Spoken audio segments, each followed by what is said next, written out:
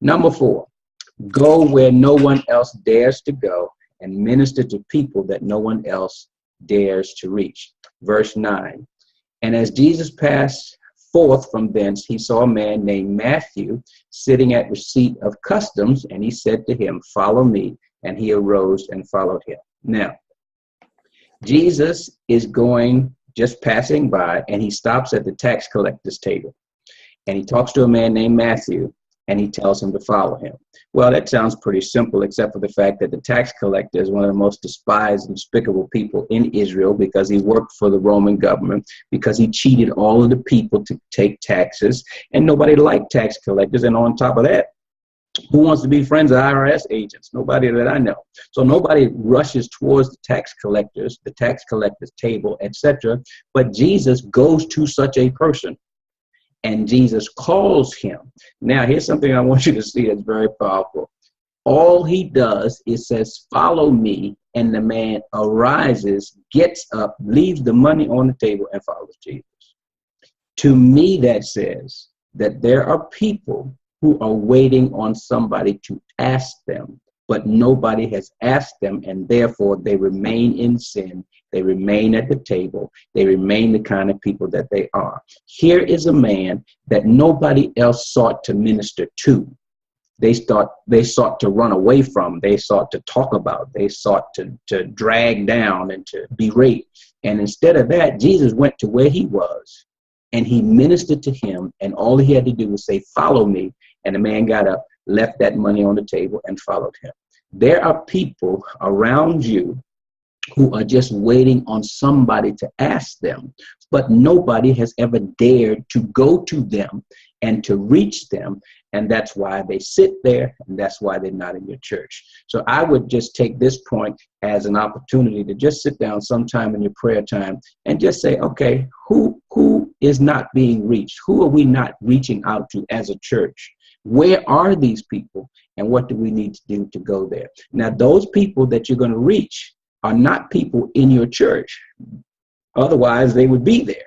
So you need to begin to start thinking not just about who is sitting in front of you on Sunday, but who do you pass as you go to church? Who do you pass on your way to work? Who lives down the street? What kinds of people are there? Go where no one else dares to go and minister to people who no one else dares to reach. There are people waiting on ministry, and when you show up, you'll be surprised of the response that you get. Number 5, develop home-based fellowships. And it came to pass, as Jesus sat at meat in the house, many sinners came and sat down with him and his disciples. And when the Pharisees saw it, they said to his disciples, why does your master eat with publicans and sinners? But when Jesus heard that, he said, they that be whole need not a physician, but they that are sick. But go ye and learn what that means, and I will have mercy and not sacrifice, for I am not come to call the righteous, but sinners to repentance. Okay, so in verse 9, Jesus calls Matthew. And in verse 10, he goes to Matthew's house. Now, several things here. Number 1, we must learn how to make the house, people's houses, as a base of ministry. Not just the church, but their house. Once we make their house not only the basis of ministry and the focus of ministry, then we'll begin to see that there are things in the house, there are ministries we can attach to the house, aim at the house, that will touch everybody in the house. And so therefore we won't just get one person coming from the house, but save the whole house. So Jesus sat at meat in the house. Secondly, I want you to see that he went to Matthew's house. Once Matthew got up and followed him, Matthew became his entree into Matthew's crowd. And he took advantage of Matthew's connections, had Matthew host a meeting at Matthew's house, and all of Matthew's friends, sinners and publicans though they may be, came to Matthew's house to meet Jesus. They're not coming to the church to meet Jesus. They're not coming to the temple to meet Jesus, but they will come to the house of a person who is like them. So here is a strategy. Okay, you're trying to reach people you've never reached before. Who are the people that you know who know the people that you're trying to reach?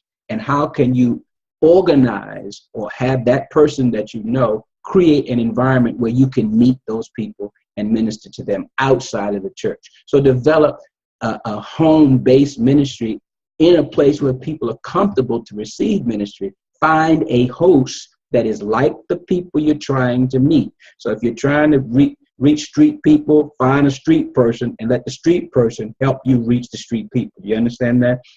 Because many times you're not like a street person and you wouldn't even know what to do if you had the people in front of you. So you need a host, and then you need a house. The house is the place where this ministry takes place. I could go more into that, but I just want you to see that this takes place in the house, and it is because of a host like Matthew who is reaching out to people that you never reached before, but they know him. Okay, make the connection with Matthew, and Matthew make the connection with his people of influence in a place, in a space outside of the church.